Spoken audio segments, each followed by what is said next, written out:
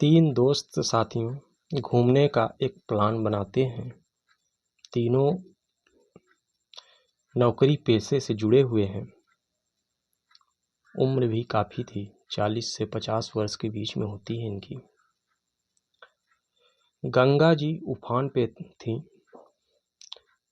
दो दोस्त बैरिकेड के अंदर थे, लेकिन तीसरा दोस्त सेल्फी लेने के लिए बैरिकेड के बाहर चला जाता है। अचानक से सेल्फी लेने के चक्कर में पैर फिसल जाता है। वह चीख पुकार मचाने लगता है। वहाँ जो लोग थे चीख पुकार लगाते हैं। दोनों दोस्तों से मदद के लिए दोनों दोस्त वहाँ से बाहर आते हैं, क्योंकि वो तैरने में असमर्थ थे। नाव वालों से काफ़ी रिक्वेस्ट बचाने के लिए करते हैं साथियों। कहते हैं मेरा दोस्त डूब रहा है, उसकी मदद करिए। वहाँ से मदद के लिए गोताखोर कहते हैं बचा तो लेंगे, लेकिन 10,000 रुपये लगेंगे। दोनों दोस्त कहते हैं मेरे पास कैश तो नहीं है, मेरे खाते में पैसा है। तो काफ़ी रिक्वेस्ट करने के बाद जो वहाँ गोताखोर थे वो कहते हैं ठीक है, पैसा आप ऑनलाइन ही पेमेंट कर दीजिए। 10,000 रुपये दोनों की बातचीत होती है और पैसे दिए जाते हैं साथियों। इस प्रक्रिया में शायद कुछ टाइम भी लगता है, क्योंकि कितनी भी जल्दबाजी होगी, 1 मिनट 2 मिनट टाइम लग जाता है। उस समय शायद गोताखोर सक्रिय भी होते हैं, पैसा पाने के बाद जाते भी हैं, लेकिन शायद उस समय काफ़ी देर हो चुकी होती है। गोताखोर जाते हैं जब उसमें हो सकता है काफ़ी देर हो चुकी थी। लोग अगल बगल चिल्ला रहे थे। काफ़ी भीड़ वहाँ इकट्ठी हो जाती है साथियों। चंद मिनटों में क्या से क्या हो जाता है। प्रशासन को इसकी जानकारी सोशल मीडिया के द्वारा तुरंत मिलती है। प्रशासन सक्रिय होता है। 150 से 200 प्रशासन के NDRF के गोताखोर लगते हैं।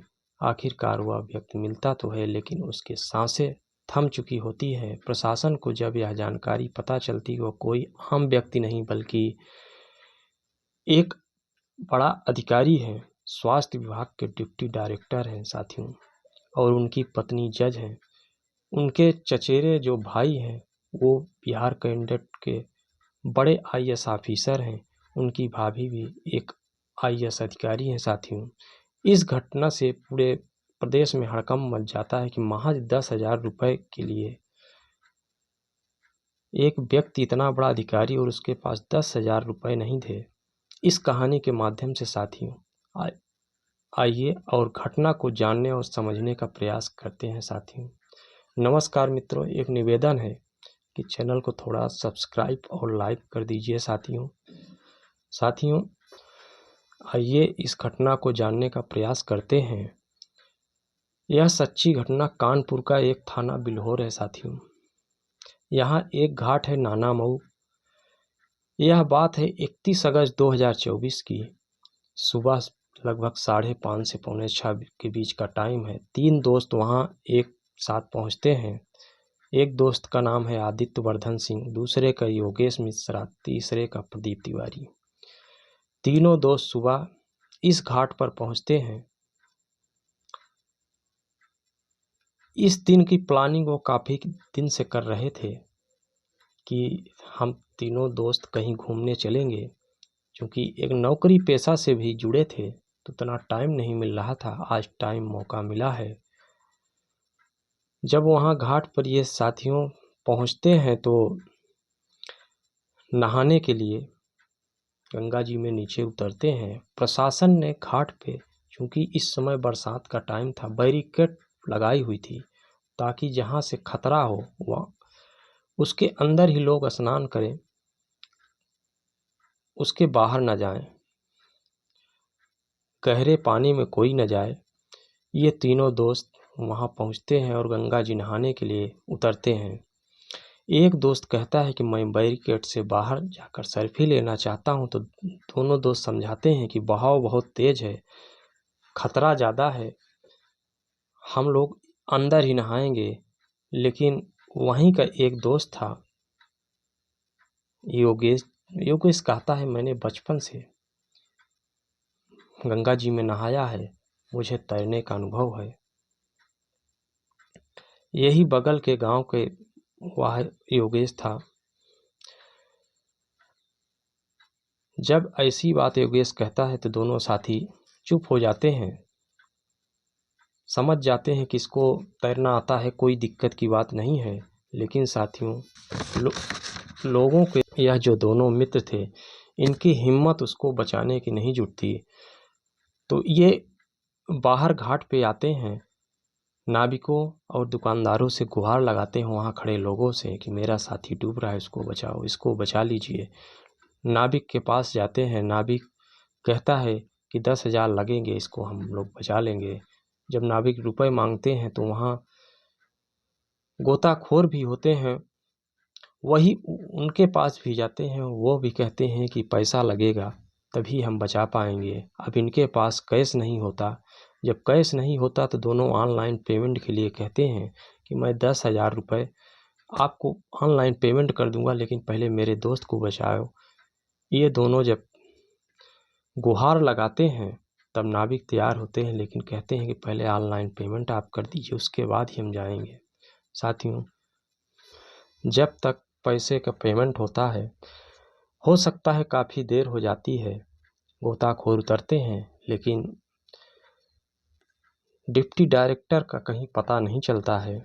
सोशल मीडिया के द्वारा खबर काफ़ी क्षेत्र में पहुंच जाती है, लोकल पुलिस सक्रिय हो जाती है, लोकल पुलिस के आला अधिकारी भी मौके पर पहुंचते हैं, वहां के विधायक और एसडीएम भी मौके पर पहुंच जाती हैं, क्योंकि डूबने वाला कोई आम इंसान नहीं बल्कि एक अधिकारी था। उन्नाव का कबीरपुर खंगोली गांव के रहने वाले रमेश चंद्र, जो कि सिंचाई विभाग में साथियों अधिकारी थे, अधिकारी से पद से रिटायर हो चुके हैं, वह इस समय लखनऊ में रहते हैं। उनका एक बेटा और एक बेटी है। बेटा स्वास्थ्य विभाग में डिप्टी डायरेक्टर के पद पर था और बेटी ऑस्ट्रेलिया में इंजीनियर थी। उनकी बहू महाराष्ट्र में जिला जज के पद पे हैं।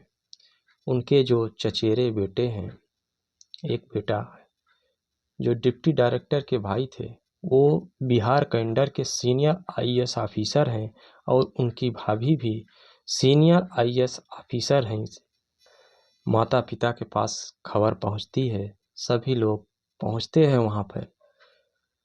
पुलिस की टीमें काफ़ी सक्रिय होती हैं। साथियों, बहुत ही पढ़ा लिखा परिवार था।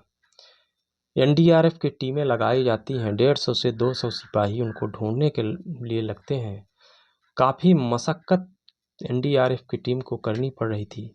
इस समय बूढ़ा का भी टाइम, बरसात का टाइम है, नदियां उफान पे हैं। कड़ी मशक्क़त के बाद 8 तारीख को एनडीआरएफ टीम को एक जानकारी मिलती है कि गंगा बैराज में एक लाश फंसी हुई है। उस घाट से लगभग 40 किलोमीटर दूर वहां टीमें पहुंचती हैं। उस लाश को निकाला जाता है। निकालने के बाद उनके कपड़ों से पता चलता है कि ये डिप्टी डायरेक्टर है। वहां से डिप्टी डायरेक्टर को निकाला जाता है। सब उनके गांव जब जाता है, सभी की आंखें नम हुई हैं साथियों, क्योंकि वो अपने पिता की अकेले ही लड़के थे। साथियों, परिवार में बहुत बड़ा गम का पहाड़ टूट पड़ा है। इधर पुलिस को जब सोशल मीडिया के माध्यम से यह जानकारी मिलती है गोताखोरों के बारे में, तो गोताखोरों को पुलिस पकड़ती है।